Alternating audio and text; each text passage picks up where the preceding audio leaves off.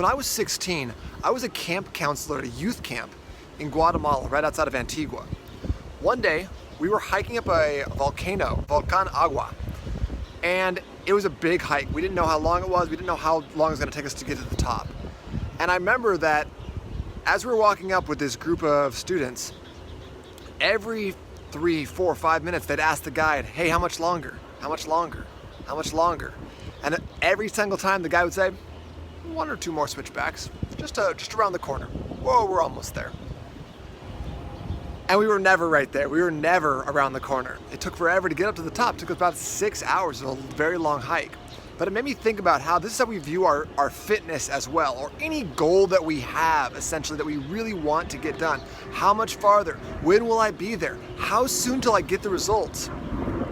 And the sad thing is that a lot of times I see people doing these things, doing the great behaviors, going and working out, cutting out different bad habits they had, cutting out drinking. And then all of a sudden they're like, well, man, I'm just not getting the results I wanted. So-and-so did X, and all of a sudden they're super skinny.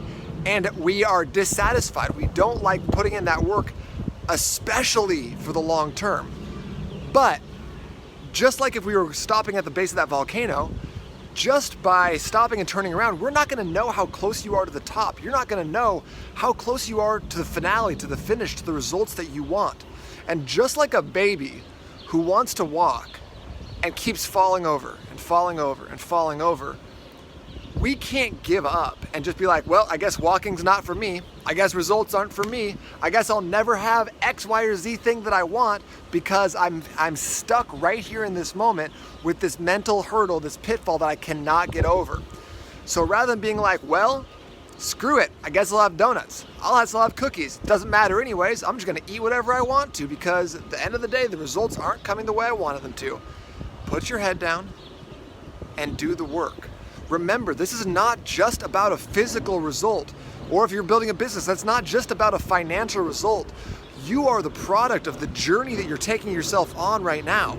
And if you can't be mentally tough enough to push through some of the times when it doesn't necessarily make sense, doesn't feel good, you're not getting the immediate dramatic results that you're looking for, well then you're not gonna get the reward when you finally get to the top of that hike. You're not gonna get that amazing viewpoint because you couldn't hold it together long enough to get to the top. So even when it's tough, even when it doesn't seem like you're getting what you want, you need to keep putting one foot in front of the other. And you need to resist the urge to say, F this, I'm gonna blow it up. F this, it's not working out. Just because your money is not growing in your bank account at the rate you want it to, doesn't mean it's a good idea to stop investing. Honor the process, do the work, and the results will come, I guarantee it.